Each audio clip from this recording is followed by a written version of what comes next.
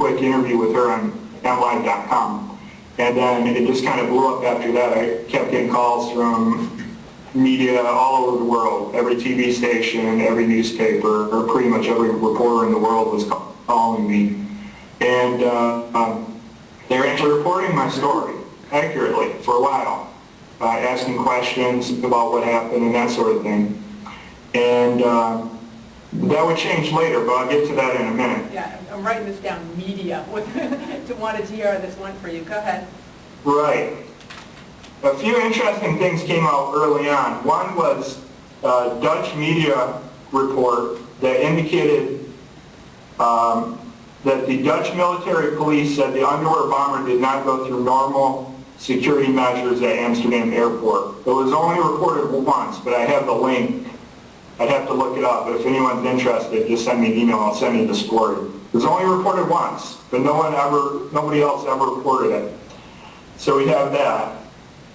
Then a reporter called me for an interview, and she said, "Hey, Kurt, did you know that the FBI was at the airport even before your flight landed?"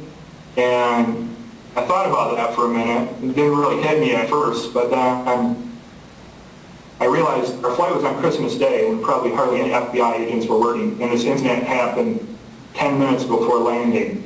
So why were the FBI already at the airport when we landed 10 minutes later at this airport that's 30 minutes drive outside of Detroit? I'll let you think about that for a minute. Initially, my wife and I thought we were helping the investigation, telling what we had seen, hoping to help in the capture of any accomplices, but we found out pretty soon that they didn't want to have the real story come out. And this was evident when the FBI started lying about the man in orange, the second man that was taken into custody in the Detroit airport. The FBI's first version was nobody else was taken into custody. I then came out and in a couple of interviews I said that wasn't true, and the FBI, after a few other passengers came out and backed up my story, changed their story to, yes, another man was taken into custody, but it was an immigration violation.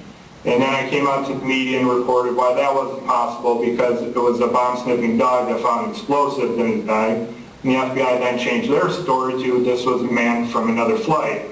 And then I came out and explained why that wasn't true, because the entire area had been evacuated and there were no people from other flights there. And this went on 5 times. They changed their story about this man 5 times. And it's all documented in my blog, step by step. I can't remember all of them exactly. But it became obvious to Lori and I early on that this was going to be some sort of cover-up, and it has been. Again, shortly after this, a Mr. Wolf, and I can't remember his first name, but he went on the Keith Olbermann show, and what he said was that the Obama administration is looking at the possibility that this was an intentional plot by U.S. intelligence agents. That was the only time this was ever reported. Nobody ever followed up on it. And then we have the media reports from other passengers about the cameraman that I just talked to you about. And then I got a strange call from another passenger about a week later, and what he said was, he just called me out of the blue. I didn't know who this person was.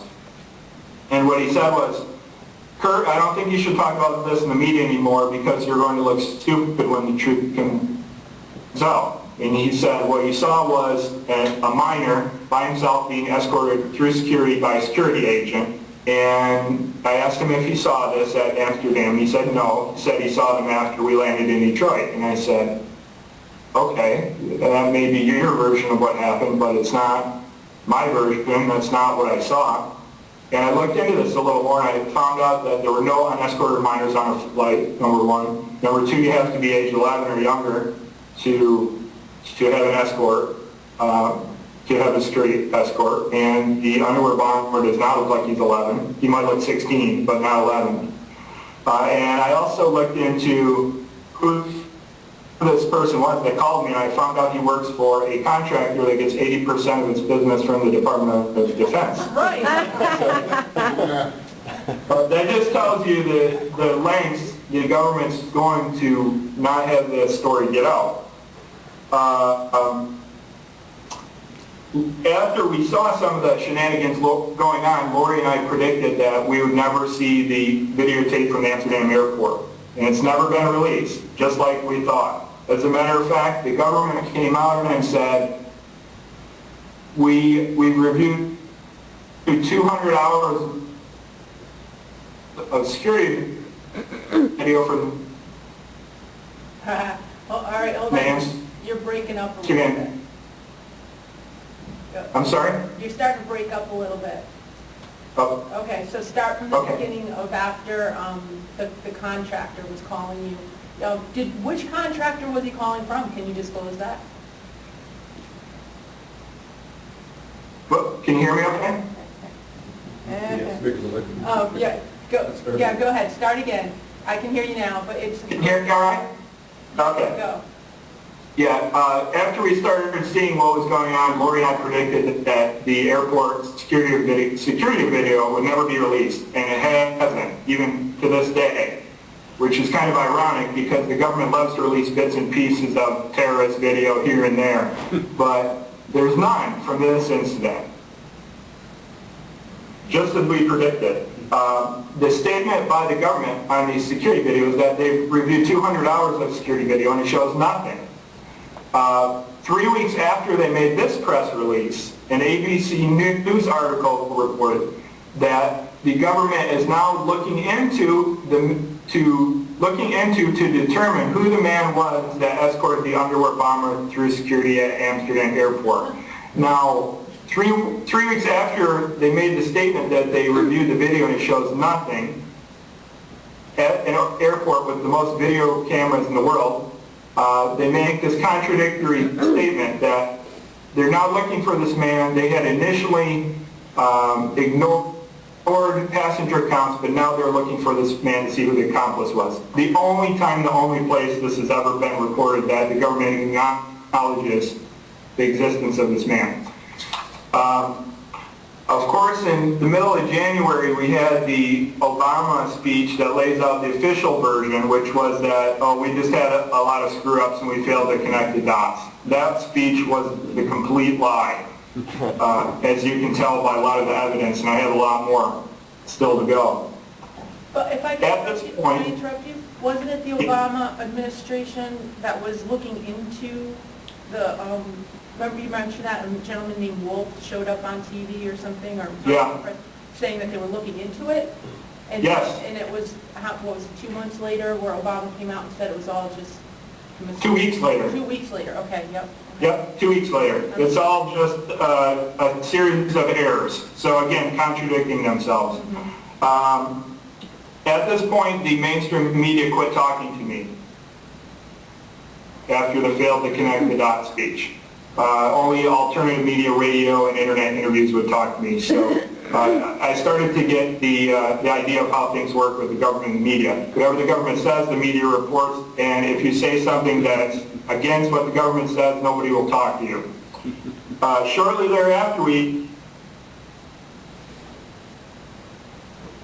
had congressional hearings on this, which I'm sure you probably didn't know about because only one newspaper reported on them, the Detroit Free Press, because the testimony was too damaging. The testimony by Patrick Kennedy from the State Department basically admitted that they let him on the plane on purpose. Now, he didn't say those words exactly. When he's asked those questions, he kind of squirms in his chair and says this and that, and we need to talk about this in closed session, da-da-da-da-da. But basically, he admits they knew he was the terrorist, and they wanted to track him into the U.S. to, quote, catch bigger fish that he would take them to. We also had testimony by Michael Leiter, who is the Director of National Counterterrorism, who says that we frequently let terrorists, and if the terrorist, in fact, is in the U.S., he's likely here because we let him here. Now, I bet you didn't hear that reported anywhere. During this time, another passenger contacted me and verified my account of the sharp-dressed man, saying she saw exactly what I did in Amsterdam before we boarded, but she was too scared and does not want to come out to the media. And I had to reveal who she has sent. She still hasn't come out and said anything about it. So there was one other person that backed up what I saw before we boarded.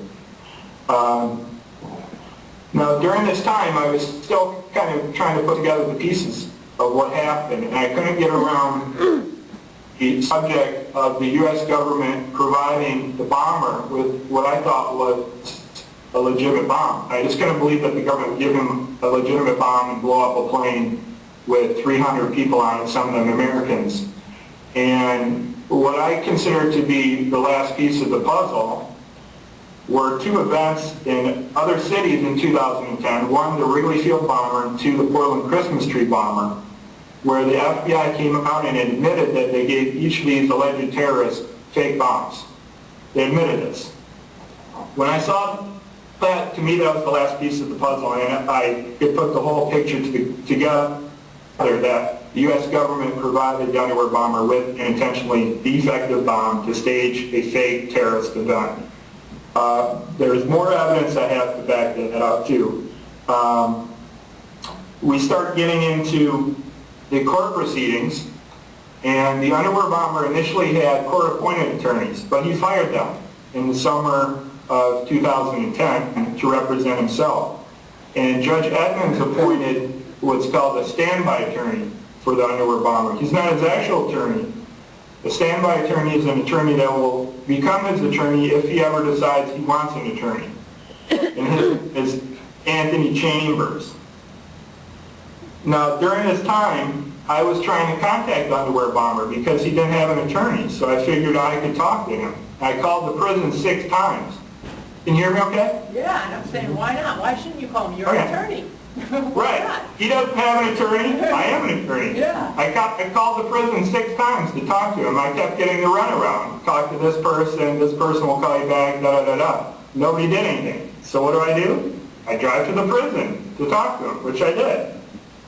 And I talked to the security guard there. I took one of the other attorneys from my office as a witness in case anything happened out of the ordinary. And we talked to the guard at the gate, and he took our IDs and said, oh, I just need to clear it with the manager of the area he's being held in, and we'll see if you can talk to him in a few minutes. So I thought, great. Took a seat, waited a few minutes. I saw the manager come up and talk to him.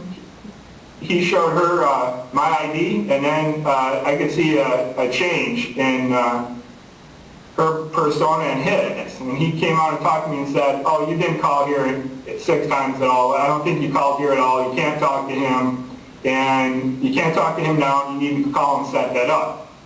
So I drove back to my office and made a call to set up an appointment, and then I was told he's not allowed any visitors unless he puts you on his visitor card first, and he's not allowed to talk to any attorneys because he has a standby attorney.